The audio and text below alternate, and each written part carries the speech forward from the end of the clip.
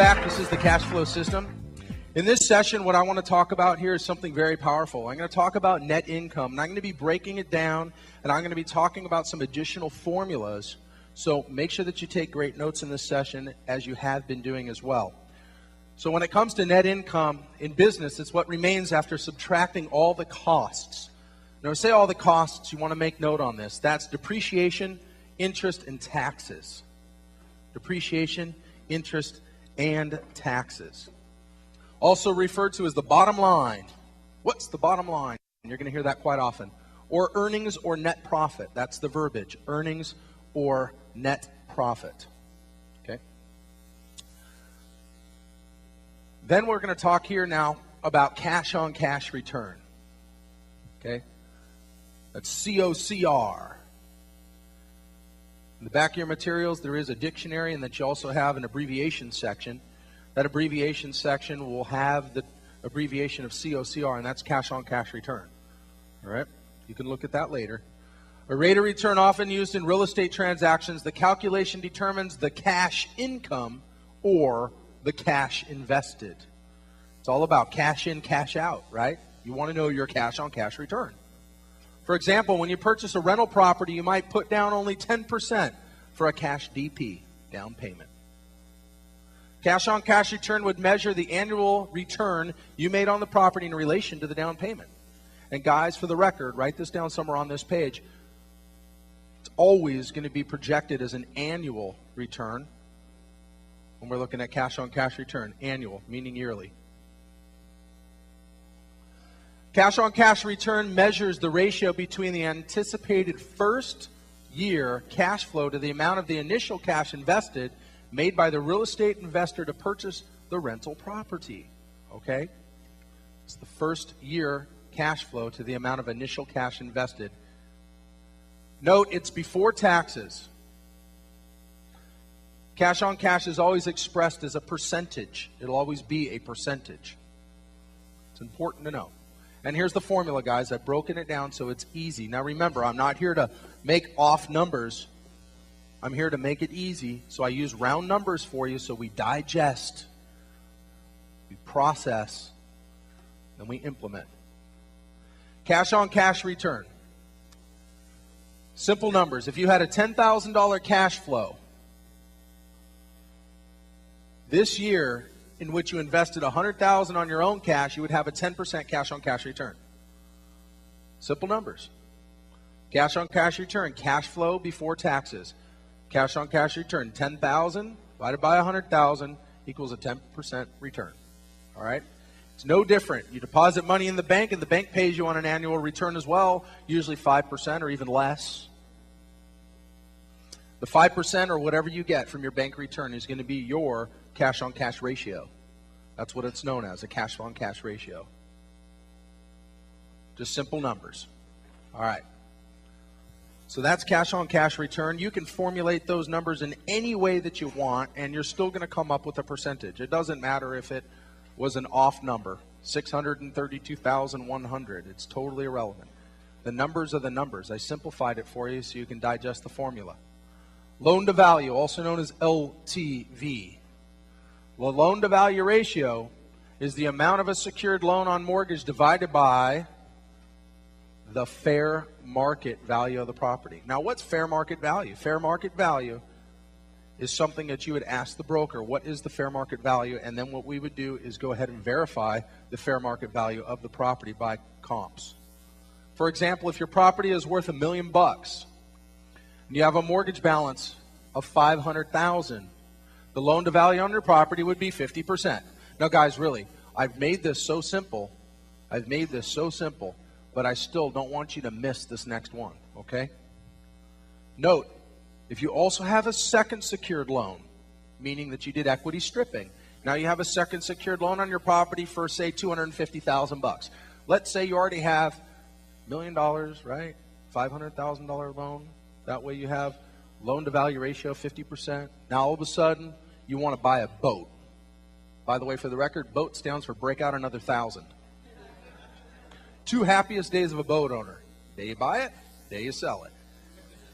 Ask me how I know that. So if you wanted to go ahead and do something like that, what you would do is you would take out a line of credit or strip your equity off the property, or if you need to do improvements, whatever you wanted to do, okay? So my point being is if you also had a second secured loan on your property for $250,000, the loan to value ratio on your property now would be 75%.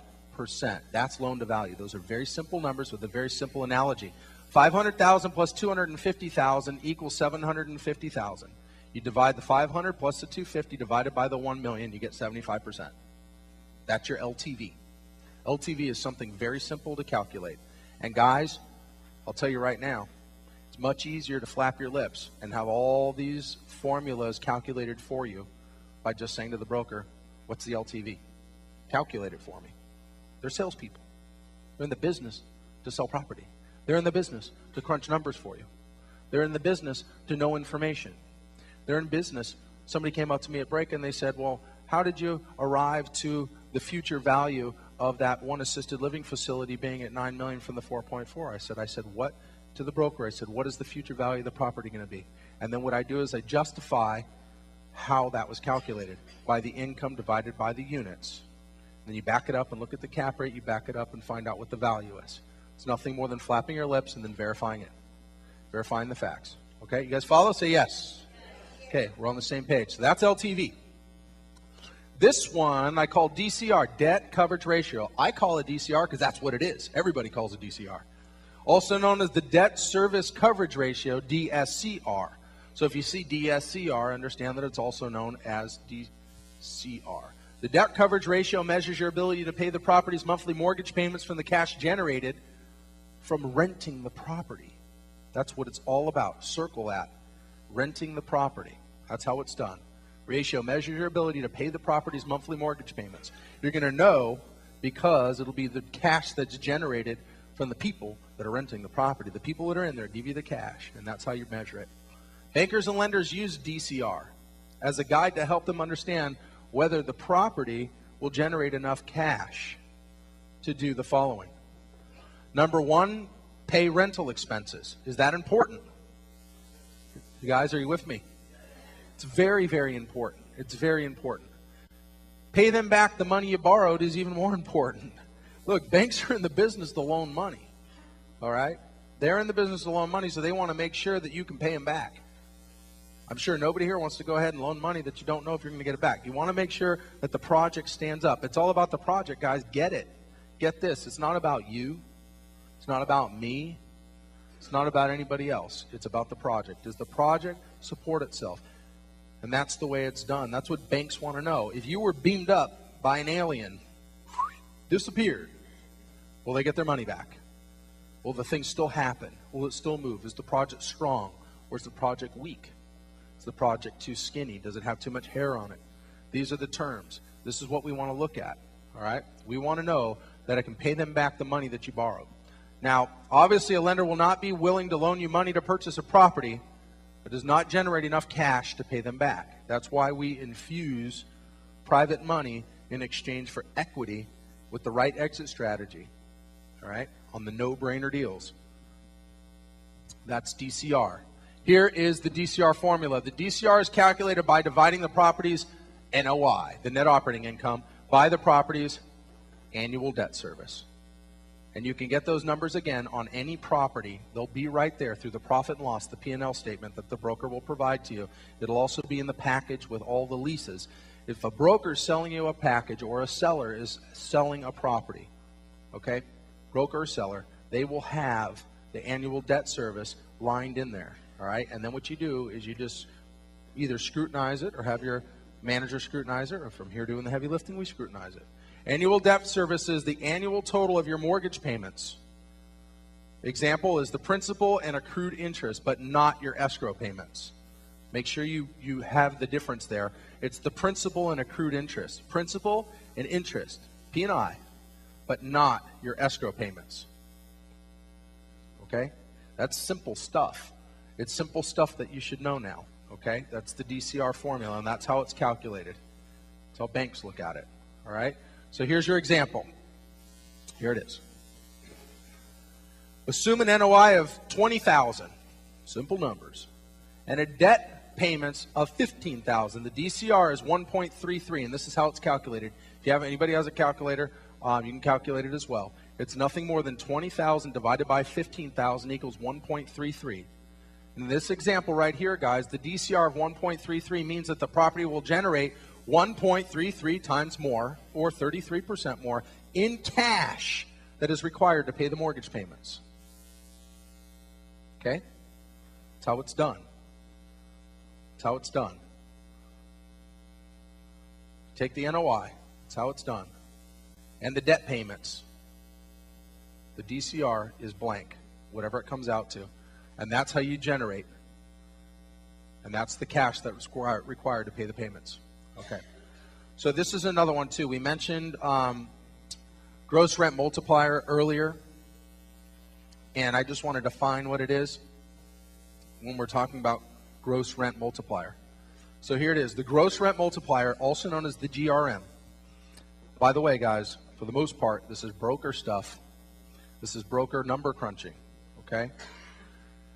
The gross rent multiplier is another way to value and compare property. Used mostly like in the apartment industry. This is mostly used for apartments. Okay? The GRM is much like the cap rate. It's a lot like the cap rate.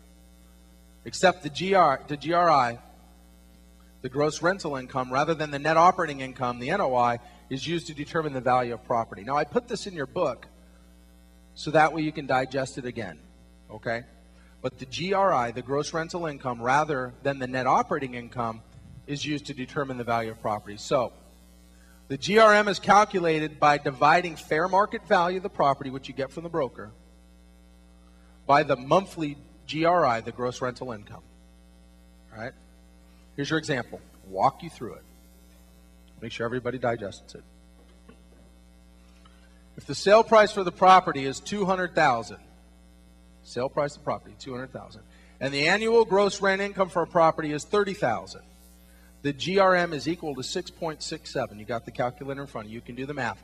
20,000 divided by 30,000 equals 6.67. That's the formula. The gross rent multiplier is used to determine the number of years the property will take to pay for itself in gross received rent. Now, make note, guys, that the lower the GRM, the better the investment. Okay, the lower the gross rent multiplier is, the better the investment. Very, very simple formulas, but I'll tell you what, again, you can go ahead and ask these questions in a heartbeat to any broker or to any seller, and the information should be within the package anyway, but still you should know how to calculate these formulas, so that way if you're concentrating on the numbers and the formulas, you can still know exactly what you're talking about. Go ahead and write it down, man. Gross versus net. Now I'm going to talk about gross versus net really quick. I think it's really important because so many people get hung up on gross versus net. Gross represents the whole. The term gross refers to the total amount made. Okay? The total amount made, the total profit, or the total sale. Net represents a part of the whole, and it's also known as net, N-E-T-T. It refers to the amount left over after all deductions are made. After all the deductions are made. Okay? So that's gross versus net. And I want you guys to understand the difference between gross versus net. Okay. So cash flow buildings, page 72. I know I have some handout slides that I'd like to get prepared. If we could, Jake, please. Now get it cash flowing, guys. This is what it's about. Get it cash flowing. Cash flow's king. That's what we want to talk about. Get the thing cash flowing. Raise rents is one thing. We already know that. We've covered that several times. That's one of the things that we want to do, is get in there, fill the vacancies, and raise the rents. We know this. We know this. Okay? But this, add laundry equipment and vending machines and other income sources as well.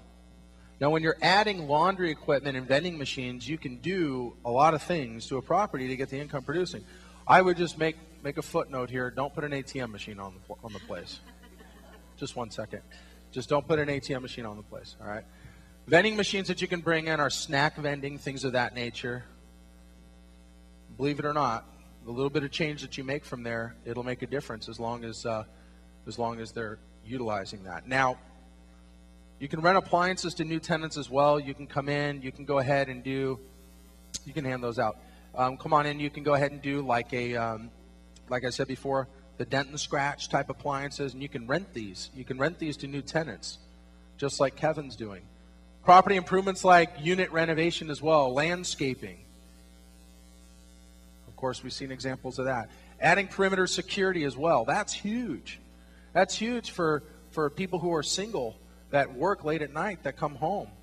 And you know that common area maintenance, that long haul, there's going to be people that would feel real comfortable with some kind of lighting that's a motion light, and there's also security cameras on premise too. And it doesn't cost all that much, but you sure can charge more once you have it. Exterior decorating as well. You can go ahead and, I know Kevin added some nice shutters to the front of his apartment, and it looks fabulous. Gives the whole aesthetic a real fabulous look. Paving as well. I had mentioned that insurance companies are going to want to have the pave because it only takes one time for somebody to step wrong and break an ankle. So make sure that you have that done as well. Have tenants pay more utilities. Now that all comes down to the fact of what type of leases are in place, and if you can go ahead and change those leases, or of course when you bring in new tenants, have them pay and up the utilities. Lower expenses like insurance, protest property taxes. We already talked about that. The property taxes, they're out there because the market is always in transition. It's always doing one thing or another. We have lulls where the market doesn't do anything for a very long period of time. It's just stable, both residential and commercial. So regardless of what market condition is out there, regardless, just make sure that you're going with the time. Protest those property taxes, lower vendor prices as well, labor costs, etc. Labor costs meaning if you're in an area that has a lot of snow and you got to plow it, you might be able to find someone to plow it cheaper. Tighten collection process to reduce lost rents. Write that down if it's not on your book. I'm sure it's not. Okay. Tighten collection process to reduce lost rents. What about auto pay? You guys see that advertised quite a bit. People say if you want to go ahead and be put on an auto pay, meaning you go ahead and give them your credit card and you're on a straight auto pay where it just gets debited out of your account, sometimes they'll offer you an incentive for that. Now, even if you go ahead and only offer a 10% discount or 5% discount to somebody, 5% or 10% is quite a bit. But what are you doing? You're saying, look, I'll go ahead and automatically debit. So that means that each and every month it just gets, your card gets knocked. And that's a great thing because if you have something like self-storage and then you go ahead and send a notice and you say, look, due to demand in our new security system, our new paved parking lot, our new fence with barbed wire, all your stuff is now secured. It even looks better. We even have more convenience for you. We even supply boxes and tape and markers and pens and everything and anything that you need for your self-storage needs. And because our new facility is in place now, for our special customers, we're only raising the rent $10 to keep up with current rents in the area. Well, somebody sees that, they're like, $10, who cares? Somebody else might look at that and say, oh, wait a minute, what is this? And then they're going to go ahead and balk at it. But if it's already on auto pay, guys, they go ahead and just forget about it. And it just keeps going and keeps going. And that's a great thing, don't you think? Absolutely it is.